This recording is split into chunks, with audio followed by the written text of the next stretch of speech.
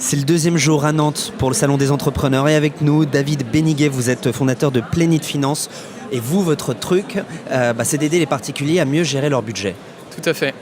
On se rend compte que l'argent est un sujet souvent tabou dans notre société aujourd'hui. Alors, on a des clients qui font parfois l'autruche, des clients qui arrivent en grande difficulté, des clients qui simplement parfois souhaitent optimiser leurs finances perso pour simplement mieux profiter, mieux gérer leur projet de vie, mieux les financer.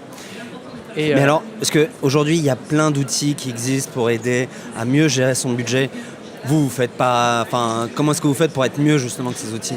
Nous, on n'est pas des outils, on est des humains. Et c'est ce qui fait toute la différence. Bonne punchline, ok. Ouais, non, c'est vraiment que...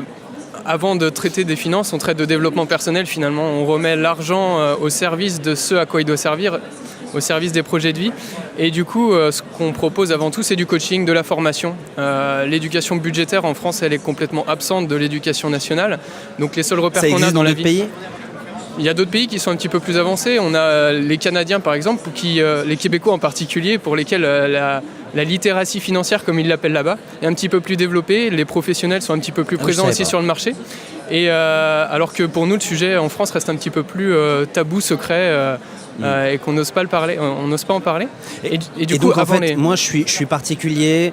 Bon, je suis pas, c'est pas ma passion, ouais. Mais je gère quand même bon an mal an. Ouais.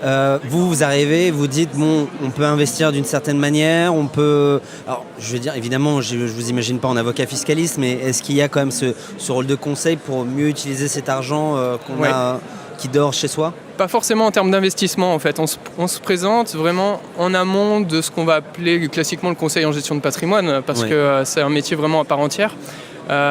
Pour pouvoir investir son argent, il faut de l'épargne. Donc en fait, on intervient au départ sur la capacité d'épargne du client. On a des clients qui arrivent, qui sont en situation de déficit parce qu'ils dépensent plus que ce qu'ils gagnent, bêtement. Pas bêtement de la part des clients, mais bêtement d'un point de vue assez mathématique finalement. On aide juste les gens à faire en sorte que plutôt que de dépenser plus que ce qu'ils gagnent, ils arrivent à réserver une partie de leurs ressources, du fruit de leur activité, pour épargner dans un premier temps, conserver cette épargne-là pour déjà, première chose, les aléas en termes d'épargne de précaution. Après, ensuite, d'arriver à épargner pour des projets de consommation à moyen terme et ensuite de pouvoir dégager, de mettre de l'argent de côté pour se créer un capital, se créer un patrimoine. Et c'est plutôt des gens là après qu'on réorientera vers les conseillers en gestion de patrimoine. Et donc on vous voit quand ? C'est tous les mois, c'est toutes les semaines ? Comment est-ce que ça se passe ? Parce que peut-être qu'on n'utilise qu'un seul conseil et puis après on oublie de vous rappeler. Justement, non, on fait ça dans la durée, dans l'accompagnement sur une durée préconisée de 6 mois avec un rendez-vous une fois par mois. Et quand ça au bon moment, c'est-à-dire au moment où on touche ses ressources. Les ressources, c'est le moment dans les montagnes russes de votre compte bancaire qui est au plus haut. Et avant que ce soit la dégringolade, finalement on prévoit ensemble la façon dont vous allez consommer dans le mois à venir. On va construire votre budget pour le mois à venir, donc autour du moment où vous touchez votre salaire. Finalement, c'est quelque chose que vous pourriez faire aussi pour les start-upers qui démarrent la gestion de leur entreprise et qui sont peut-être pas forcément les plus, à ce moment-là, les mieux armés pour répondre à ces questions. Non ou pas ? Tout à fait. La cible des professionnels est très importante pour plusieurs choses. Les start-upers, oui, éventuellement, parce que dans une période où on démarre, le but c'est de durer le plus longtemps et on ne sait pas combien de temps va durer cette phase d'amorçage, de création. Et plus on met sa sphère personnelle, ses finances personnelles sous contrôle au départ, plus ça nous permet de durer dans le temps plutôt que de cramer bêtement de l'argent. Voilà, il vaut mieux tenir plutôt que courir après les ressources tant qu'on les a.